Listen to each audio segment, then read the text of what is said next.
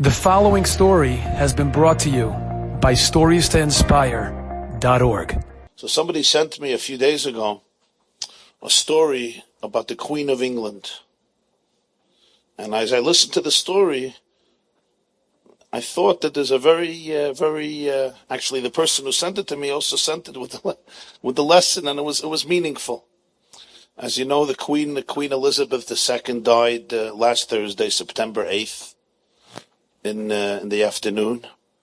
And since then, the world has been occupied with talking about her life and her death and her funeral that's still going on. So somebody shared a story. They interviewed one of her personal bodyguards. His name is Richard Griffin. He was a bodyguard of the Queen for around 14 years. He was her personal officer, her security guard, who escorted her for protection.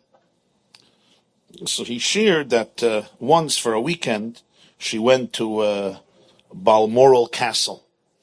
One of the royal castles is called Balmoral Castle. I think it's in Scotland. And she would go there for weekends, and it was a very private place.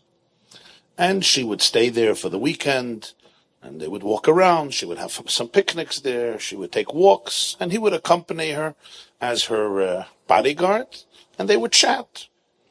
So he said one weekend, they were taking a walk together, and usually there was nobody there. It was so private.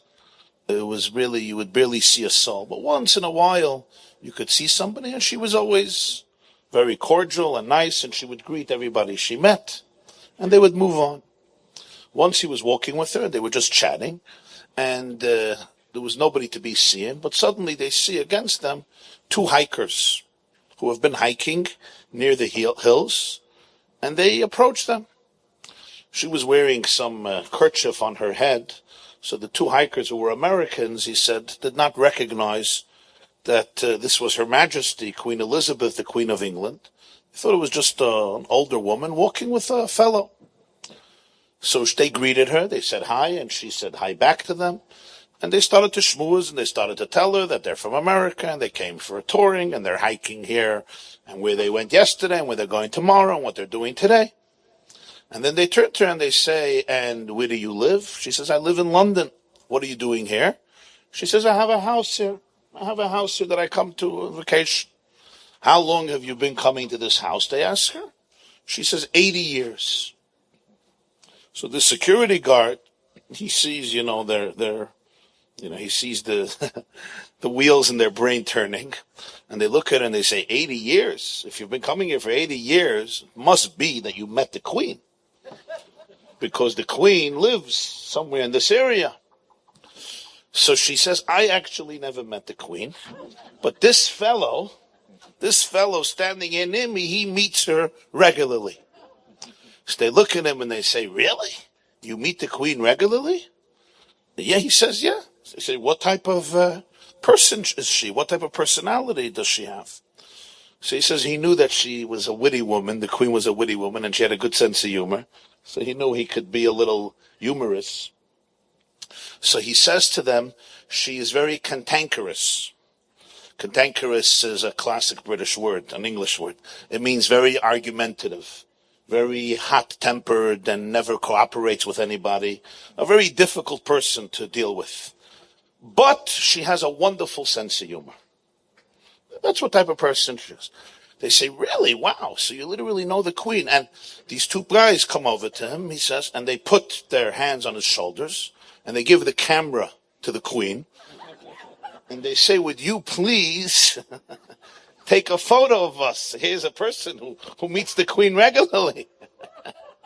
She says, absolutely. And she takes the camera, and Her Majesty takes a photo of him with these two guys.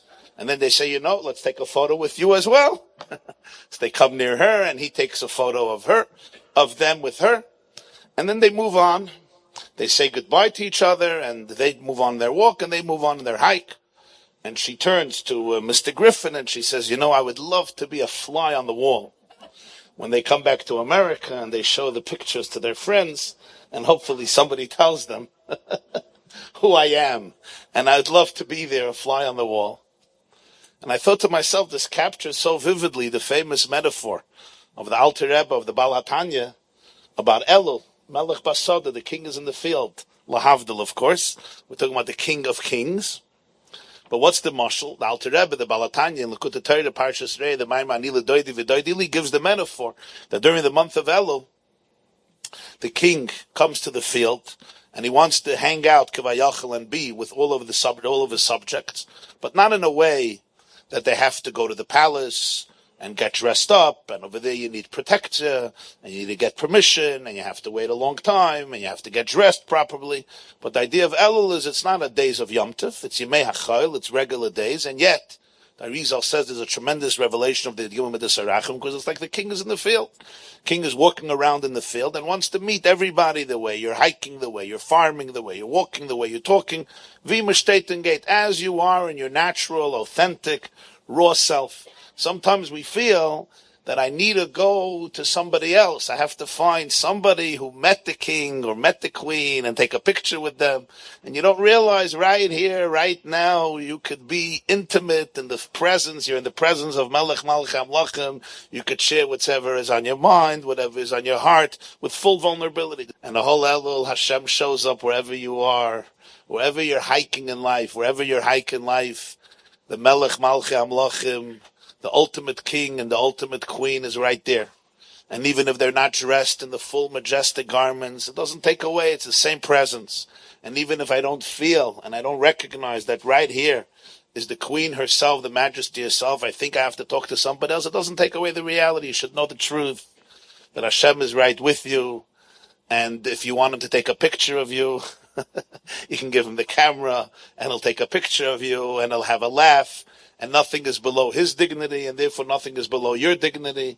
And you don't have to rely on anybody else. It's a direct and intimate relationship that every single person and every single Jew has. You could meet him, meet the Shekhinah face to face in the most real and authentic way. Enjoyed this story? Come again. Bring a friend. StoriesToInspire.org